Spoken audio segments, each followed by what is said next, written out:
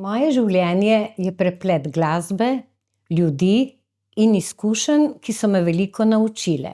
Moje skupnosti so vedno nastajale skozi glasbo. Velik del življenja sem posvetila zborovski dejavnosti.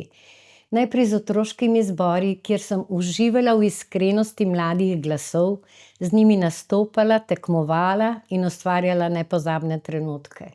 Cvetke Krampelj se spominjam še kot učenec, ko sem hodil v glasbeno šolo, poučevala je klavir, ko repetirala.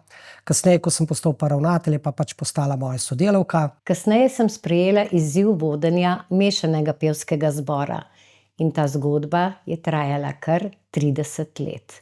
Od prve vaje naprej mi je bilo jasno, da je pred nami izjemna osebnost, predana glasbi, ljudem, poslanstvu zborovskega petja. Svoje znanje z velikim veseljem prenašam na skupino izjemno motiviranih članic Univerze za starejše v programu Z glasbo v lepši dan. V naša življenja je prinesla skoraj pozabljene narodne pesmi in novo znanje o skladateljih, glasbilih, izjemnih virtuozih, pevcih, pevskih zborih, plesalcih in orkestrih. V času begunske krize sem poučevala otroke iz Bosne, ki so izgubili skoraj vse.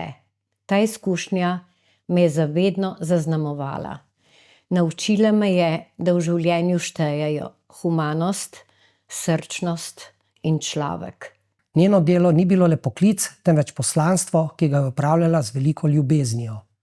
Pod njeno taktirko smo bili več kot zbor. Bili smo ena velika družina, ena skupnost, ki je dihala. In včasih, ko res dobro zapojemo, nam kar kakšen poljubček pošlje.